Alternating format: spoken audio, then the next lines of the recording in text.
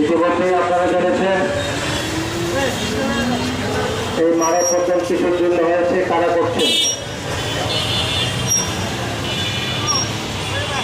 বাংলাদেশের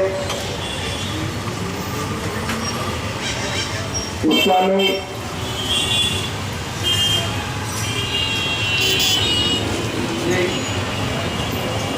নির্দেশনা, আমার ধর্ম আমাকে যে নির্দেশনা দিয়েছে সেই নির্দেশনাকে পালন করার জন্য, সেই নির্দেশনাকে ধরে রাখার জন্য মাশাআল্লাহ দরবার শরীফের বর্তমান বৈজ্ঞানিক বাবা সাইয়েদ আহমদ আল-হাসানি মিশনারি মাদ্দাজিল্লাহুল আলী তিনি চেষ্টা চালিয়ে যাচ্ছেন কুমিল্লা সহ সারা বাংলাদেশে সকল যুবকদেরকে ন্যায়ের পক্ষে থাকার জন্য এবং মাদককে না বলার জন্য, মাদকের বিরুদ্ধে প্রতিবাদ করার জন্য তিনি আমাদের সকলকে উদ্বুদ্ধ করেছেন।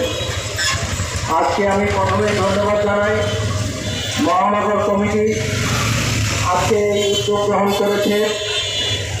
আমি তাদের কাছে অনুরোধ করব আজকের এই উদ্যোগটি যেন শেষ না হয়। আমাদের এই কর্মসূচি চলতে থাকবে যতদিন পর্যন্ত মাদক বন্ধ না হয়। আমরা আছি মাঠে, আমরা মাঠে থাকবো। আপনারা সকলে জানেন যে পরিবারে মাদক প্রবেশ করেছে, যে পরিবার কিন্তু ধ্বংস হয়ে গেছে। আমার কুমিল্লায় তো এরকম অনেক ঘটনা আছে। একজন মা কলেজের প্রফেসর, প্রিন্সিপাল, একজন বাবা স্বনামধন্য ডাক্তার, তার দুই সন্তানই মাদকের কারণে মৃত্যুবরণ করেছে। আজকে দুঃখের শেষ জানাতে হচ্ছে, আপনাদের সকলেই জানেন, আপনারা মাদক কারবারীরা মাদকের বিরুদ্ধে আন্দোলন করার কারণে টাকা বেড়ে একজন স্কুল ছাত্রকে গুলিবিদ্ধ করা হয়েছে। অত্যন্ত পরিতাপের বিষয়, সে চিকিৎসাধীন আছে, এখন পর্যন্ত তার সেই গুলি উদ্ধার করতে পারেনি, তার দেহের মধ্যে এখনো সেই গুলি প্রবেশ করে আছে। আজকে আমরা অসহায়ের মতো আছি। আমার সন্তান যদি মাদকের বিরুদ্ধে যখন কথা বলে, আমার সন্তানকে যদি গুলি করা হয়, আমার সন্তানকে যদি হত্যা করা হয়, তাহলে দেশ কিভাবে এগিয়ে যাবে? পরিবার কিভাবে ঐক্যবদ্ধ থাকবে? মা বাবা কিভাবে শান্তি সে তার সন্তানদেরকে রক্ষা করবে?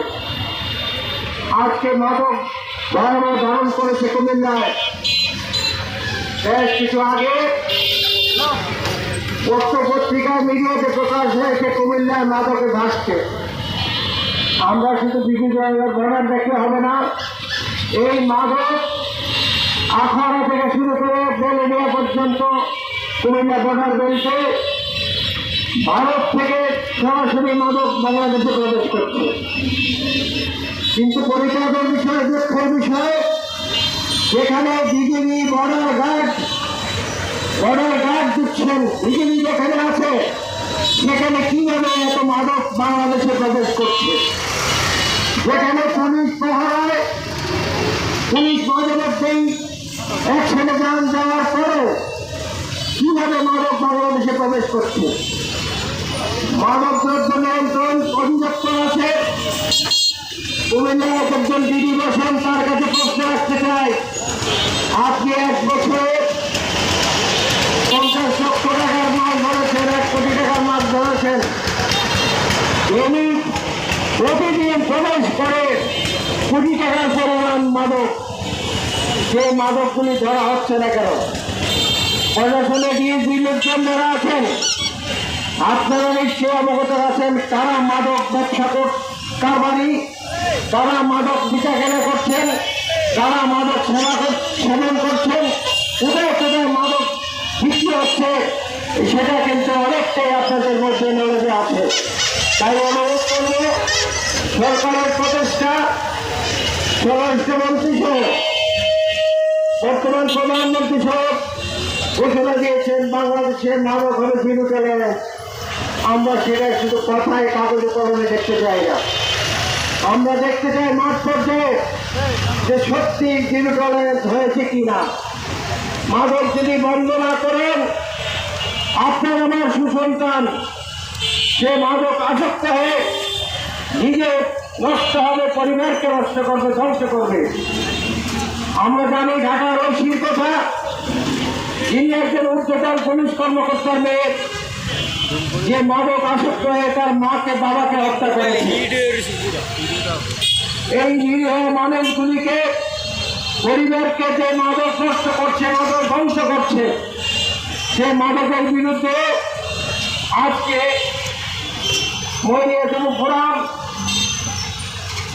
এই তখন প্রচন্ড রোদ্রে তাপের মধ্যে ব্যানারে দাঁড়িয়ে নিজেরাও শুধু সচেতন হচ্ছেন না, আপনাদেরকে সচেতন করার জন্য এবং আপনাদেরকে এই মাদকের বিরুদ্ধে সোচ্চার হওয়ার জন্য, সামাজিক আন্দোলনে অংশগ্রহণ করার জন্য আমরা উদাত্ত আহ্বান জানাই ব্যানার থেকে।